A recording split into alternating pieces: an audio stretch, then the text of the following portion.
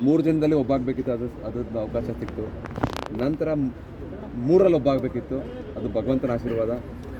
ಅಷ್ಟು ದೊಡ್ಡ ಭವ್ಯವಾದ ಮಂದಿರಕ್ಕೆ ನಾನು ಅನ್ನೋದಕ್ಕಿಂತ ನನ್ನ ಹತ್ರ ಮೂಲ ವಿಗ್ರಹ ಮಾಡಿಸ್ಕೊಂಡಿದ್ದಾರೆ ಅನ್ನೋದು ಬಹಳ ದೊಡ್ಡ ವಿಷಯ. ಅದಕ್ಕಿಂತ ಹೆಚ್ಚಾಗಿ ನಮ್ಮ ದೇಶ ಜನತೆ ಅದನ್ನು ಇಷ್ಟಪಡ್ತಾ ಇರೋದಾಗಲಿ, ನಿಮ್ಮೆಲ್ಲರ ಪ್ರೀತಿ ಆಗಲಿ, ಇದನ್ನು ನೋಡಿ ನನಗೆ ಒಂದು ಆಶ್ಚರ್ಯನೇ ಆಗಿದೆ. ಇಷ್ಟೊಂದು ಪ್ರೀತಿ ನೀವು ನಲ್ಲನ ಮೇಲೆ ಇಟ್ಟಿರುವಂಥದ್ದು, ರಾಮರಿಗೆ ನಾವು ಕಾಯ್ದಿರುವಂಥ ವಿಷಯ ನನಗೆ ಶಬ್ದಗಳೇ ಸಾಲ್ತಾ ಇಲ್ಲ. ನೀವು ತೋರಿಸ್ತಿರೋ ಪ್ರೀತಿಗೆ ಈ ಒಂದು ನಾನು ಹೇಳಿದಾಗೆ ಒಂದು 8-9-7 ತಿಂಗಳಿಂದ ಎಲ್ಲೂ ನಾನು ಪ್ರಪಂಚದ ಈಚೆ ಕಡೆ ಕಾಣಿಸಿರಲಿಲ್ಲ, ನನಗೆ ಬೇಕಿರಲಿಲ್ಲ. ನಾನೇ ಒಂದು ಸಣ್ಣ ಗೂಡಿನಲ್ಲಿ ಕೆಲಸ ಮಾಡ್ತಾಯಿದ್ದೆ. ಬಟ್ ಇಷ್ಟು ಜನ ಇಷ್ಟಪಡ್ತಿರೋ ನನಗೆ ನಿಜವಾಗ್ಲೂ ನಾನು ಊಹಿಸಿರಲಿಲ್ಲ. ನಾನು ಮೈಸೂರಿಗೆ ಅಂದರೆ ಬೆಂಗಳೂರಿಗೆ ಬಂದ ಒಂದು 4-5 ಜನ ಇರ್ತಾರೆ, ನನಗೆ ಮೋಸ್ಟ್ಲಿ ಎಲ್ಲ ಕೇಳ್ಕೊಂಡು ಹೋಗ್ತಾರೆ ಅಂತ ಅಂದ್ಕೊಂಡಿದ್ದೆ. ನಾನು ಬರೋದು ಫ್ಲೈಟ್ ಡಿಲೇ ಆಯಿತು, ತಡ ಆಯಿತು. ನಿಮ್ಮನ್ನೆಲ್ಲರನ್ನೂ ಕಾಯಿಸ್ತೆ, ದಯವಿಟ್ಟು ಕ್ಷಮಿಸಿ. ಜೊತೆಗೆ ನನಗಲ್ಲಿ ನಿಮ್ಮ ಜೊತೆ ಮಾತಾಡಲಿಕ್ಕೂ ಆಗಲಿಲ್ಲ, ಅದಕ್ಕೂ ಕ್ಷಮಿಸಿ.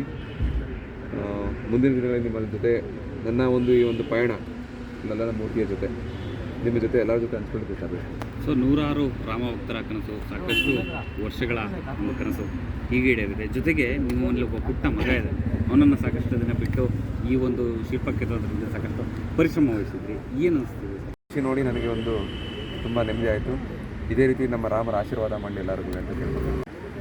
ಇಲ್ಲ, ನೀವು ತುಂಬ ನಮಗಲ್ಲಿ ಚೆನ್ನಾಗಿ ನೋಡ್ಕೊಂಡಿದ್ರು. ಶಿಲ್ಪಿಗೆ ಸಿಕ್ಕಬೇಕಾದಂಥ ಗೌರವ ಇರ್ಬೋದು.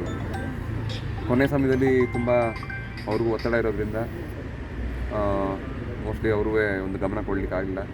ಬಟ್ ನನಗನ್ನಿಸುತ್ತೆ ಇವರ ತುಂಬ ಸಣ್ಣ ವಿಷಯ. ದೇವರಿಷ್ಟು ದೊಡ್ಡದು ಕೊಟ್ಟಿದ ಮೇಲೆ ಅದರಲ್ಲಿ ನಾವು ಹುಡುಕುವಂಥದ್ದು ಬೇಕಿಲ್ಲ.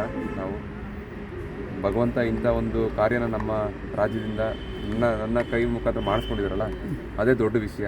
ನಮಗೆ ಇನ್ಯಾವ ಬೇರೆ ಒಂದು ಮನ್ನಣೆ ಆಗಲಿ, ಬೇರೆ ಇದು ಬೇಕಿರಲಿಲ್ಲ. ಅಲ್ಲಿ ನನಗೆ ಈಚೆ ಜನಗಳ ಜೊತೆ ಇರೋದೇ ಖುಷಿ ಇತ್ತು. ನನಗೆ ಆ ಸಮಯದಲ್ಲಿ ಜನರ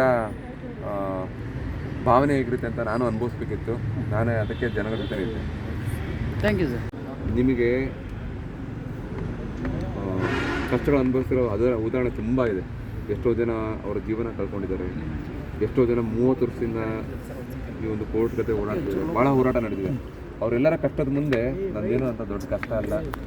ತುಂಬ ಒಂದು ಅಳ್ಳು ಸೇವೆನೂ ಸಹ ನಾನು ಹೇಳ್ತಾ ಇದ್ದೆ. ಮೂರ್ತಿ ನಾನು ಸಾಮಾನ್ಯವಾಗಿ ಮಾಡಿದ್ದೀನಿ ಅಂತ ಏನು ಅನ್ನೋದಕ್ಕಿಂತ, ಬಟ್ ಜನಗಳ ಪ್ರೀತಿ ಜಾಸ್ತಿ ತುಂಬ ದೊಡ್ಡದಿದೆ. ಅಷ್ಟು ಪ್ರೀತಿ ರಾಮನ ಮೇಲೆ ಇರೋವಂಥದ್ದು ಕಾಣಿಸ್ತಾ ಇದೆ. ಈ ಒಂದು ಕೆಲಸನ ಎಲ್ಲರೂ ಮೆಚ್ಕೋತಾ ಇದ್ದೀರಾ. ನನಗೆ ಅದೇ ಒಂದು ಸಂತೋಷ ಸರ್. ವಿಗ್ರಹವನ್ನು ಸಿದ್ಧಪಡಿಸಿ ಅಂತಿಮ ಕ್ಷಣದಲ್ಲಿ ಘೋಷಣೆ ಆದಂಥ ಹೇಗಿತ್ತು? ನನ್ನ ಹೆಸರು ಫೈನಲೈಸ್ ಆದಮೇಲೆ ನನಗೆ ಅದಕ್ಕಿಂತ ದೊಡ್ಡ ಜವಾಬ್ದಾರಿ ಏನನ್ನಿಸ್ತು, ಈಗ ಸೆಲೆಕ್ಷನ್ ಆಯಿತು. ವಿಗ್ರಹನ ಪ್ರಾಪರಾಗಿ ನಾವು ಒಳಗೆ ಹೇಗೆ ತೊಗೊಂಡೋಗ್ಬೇಕು ಅನ್ನೋ ಒಂದು ಯೋಚನೆ. ಅದಕ್ಕೆ L&T ಅವರು ಸಹಾಯ ಮಾಡಿದರು.